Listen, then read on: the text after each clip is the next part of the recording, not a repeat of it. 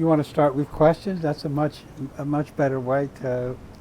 I much prefer doing it conversationally rather than okay.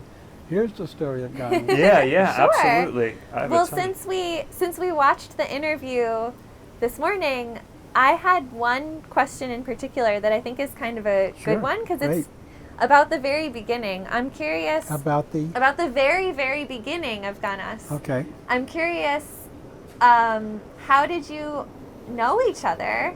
And also, how long did you talk about doing something like this before you took the plunge? Okay. So the key person was a woman named Mildred Gordon. I met Mildred Gordon in 1968 in New York City, and there's a whole story behind that. But she and her husband at the time had started a very unusual school. It's a Human Relations Training Institute, and it was called GROW, G-R-O-W, Group Relations Ongoing Workshops. And it was a training school that no lectures. It was all experiential. So you want to come in and learn different ways of working with groups. You use the modality that you're studying. And if you want to explore a certain area of human behavior, experience, you would use the group dynamic for it.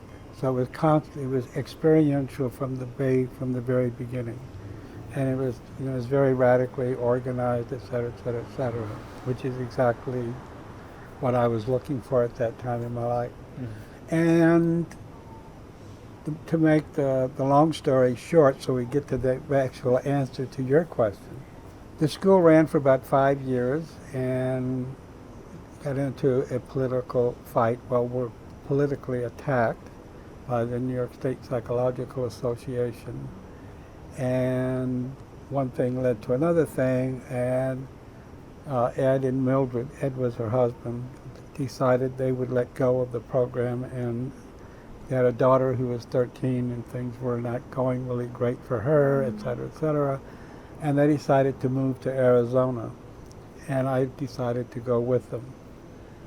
And in Arizona, we had a falling out, basically around a woman I fell in love with who, so it was either you're either for me or you're for them kind of thing, and I made a choice.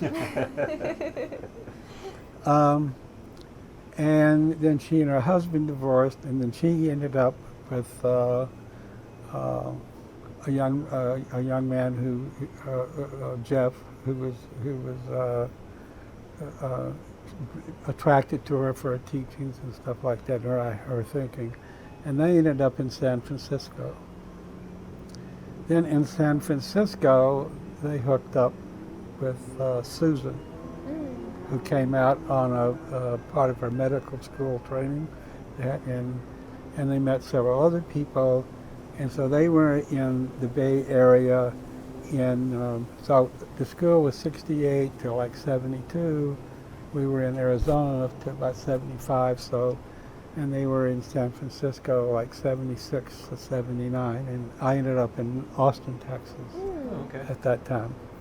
So they ended up about 5 or 6 people ended up living together in a loft, or well, I guess in New York City you call it a loft, but I'm not, but anyway, they were sharing a whole apartment. Yeah. And the basic ideas that Mildred had that started the training school, they got into talking about it and talking about it and talking about it and, et cetera, and finally at one point someone brought up the idea, says, well, why don't we just do it? And yeah, that sounds like a great idea. And then I think someone said something like, well, if we're going to do something that crazy, and San Francisco's not the place to do it. New York City's the place to do it. And several people already George Caneda, who was from Spain, and he is Julie's husband. But he's now in Spain because he's a very unusual type of dwarf, and he has a lot of medical issues. Oh, wow. So he went back to Spain because, it's a lot easier to get the help that he needs. Yeah. And now COVID, Yeah. and they're really separated. Yeah. But he and Bruno, who became Mildred's partner at the time, both were really fascinated at the idea of New York City. Yeah. So everybody converged on New York City, and they took an apartment on the Lower East Side. And then George went back to Spain, and Bruno went back to Germany, and Jeff, who was the one who had gone out to San Francisco with Mildred, he was in Denver with George's sister, and so everything spread. Everybody got there and then broke up. Yeah. And so Mildred went on this whole travel trip, talking to people about this crazy thing that she was thinking about doing, et cetera, et cetera, et cetera. And in the process, I had separated from my wife, and she had heard about it, so she came through Austin, and we reconnected. Mm-hmm. So eventually what happened was everybody did converge back, and they went looking for a place to start this project, and the only place in which the real estate was within means was Staten Island. But, one of the criteria was it had to be near the water. Mm-hmm. And so this was the first house that we bought. This Yeah. one. Wow.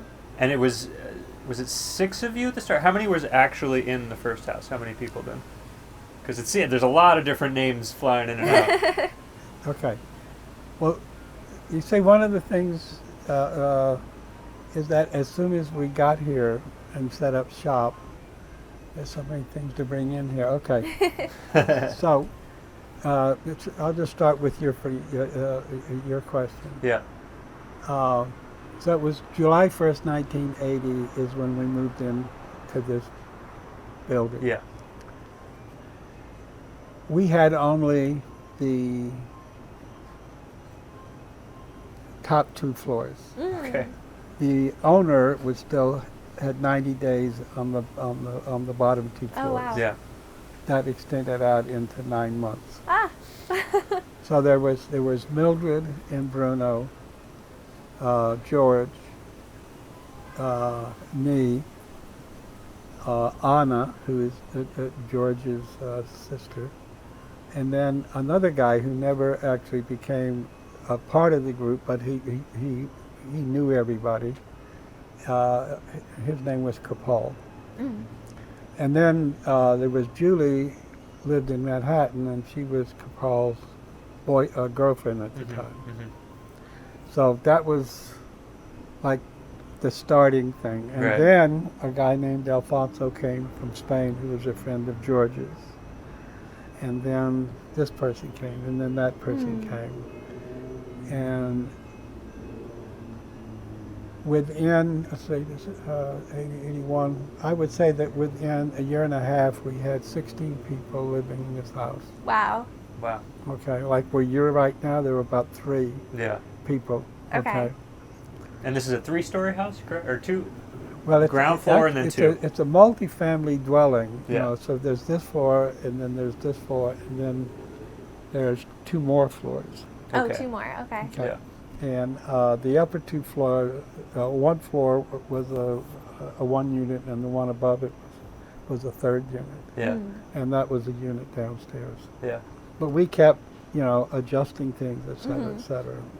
And you haven't been able to go inside the house. Not yet. We're Not still yet. in quarantine. Yeah, we Next have Friday. a couple more days. So after 2 weeks, I can, Yeah. someone can give you Yeah, a tour. Yeah, we'd of love that. a tour. But so at that same time, the this house next door was occupied by a squatter, Mm. and there was a lien on the house, and the water pipe had busted, and so, you know, it was such a difficult situation for the owner that he wanted to get rid of it, and so we got it very inexpensively. Mm-hmm. And then that became the workshop for learning how to build and fix and carpet and paint and sheetrock and deal with electricity and deal with plumbing. That became our workshop. Right. Cool. So did anybody have a leg up on anyone else as far as those skills, or was it all just kind of everybody at the ground floor? It was Bruno was had a real disposition for it, and so he became kind of the lead person on that, and was the primary maintenance person for I don't want to say the first 20 years. Wow. And then Richard came along in the late 80s, and then he got involved. So and then, but at one point, we had we had 7 houses, 8 houses actually, and 100 people. Yeah. Wow. Okay, and that was kind of like, and we kept arguing. One of the principles that we used in this whole thing, because people kept coming. I mean, we had gotten into doing the project, and that was it was a fascinating project, and was I talked about that a lot in the interview, and that attracted a lot of people.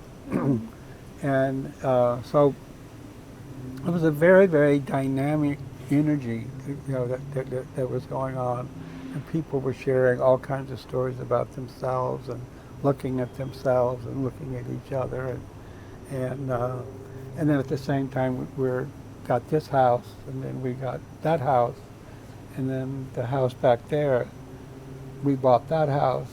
And we got the store down at on 208, Right. and that the store there took off in the ways that we were really kind of wow, because no one had done anything in business, not one of us, except Mildred had. Yeah. Her father had stores and stuff like that, Uh-huh. so Yeah. she learned a lot about that. And then one of the things was that all that we were selling used stuff. That was we had a whole bunch of used stuff somehow. So we decided, well, let's open a store and put it in there and sell it. And then people started coming saying, "We've got stuff, et cetera, et cetera." Then we go get it, et cetera. And then pretty soon the main feature of the business was furniture. Right. And then the furniture store, which is, have you been We've by walked by Yes. it, yeah. Yes. So that building was a wreck. Uh-huh. It used to be a carriage, a firehouse Oh. with the horse-driven carriage. Oh, wow. Wagon. Yeah. Not carriage, but wagon. Cool. And it was built in such a way that the main structural support was an arch. Oh, wow. Huh. And then, it went from this stage to that stage, different use, and then someone decided, hey, let's do a little renovation, and they cut the arch, Oh. which meant that they cut the main the foundation. main support structure gosh. for it. And so, and then it was 5 or 6 squatters were living in it. And so, and then we found, someone had it. They didn't want to deal with it. They had it was an attachment that got attached. It was collapsed, and it was condemned, and it had all these squatters, and someone just wanted to get rid of the whole thing. So we got that building and the lot next to it for $33,000. Wow. Wow. And So anyway, Was it, so Amazing. was pretty much every acquisition, or were most of the acquisitions that type of opportunism, or did you reach a point where it was like we were growing to our means, we needed a property, or did you always kind of just wait until the opportunity was right to do expansion? good question. We got this house because we had 16 people and we didn't have enough room for 16 people. Right. Okay. And then it took a long time to get it fixed up. Mhm. Yeah. And by the time we got it fixed up, people started moving into it. We still didn't have enough. And more people were coming. Wow. So we came to a policy decision, which was we don't want to say no to anyone who wants to come. Mm-hmm. Okay. So we're going to have to buy. Yeah. Mm. At that time, George was working on Wall Street. Mm-hmm. Okay, and so we had, and Susan was a doctor, so we had substantial income coming. Mm. So we bought this house with a mortgage. We bought this one with cash. I mean, it wasn't that much, that we needed. The third house, which is the big one back there, that was we didn't have the money to buy that one outright. But we found out what the owner wanted, and we worked out a deal to where he could get the price he wanted, but on the time period we wanted. Oh, smart. Okay, and the time period he would be getting monthly exactly what he wanted to be getting, Yeah. etc.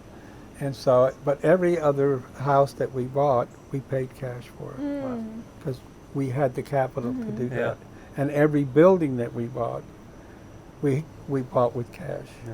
Wow. So we only had 2 mortgages in the whole history of our purchasing. That's Wow. great.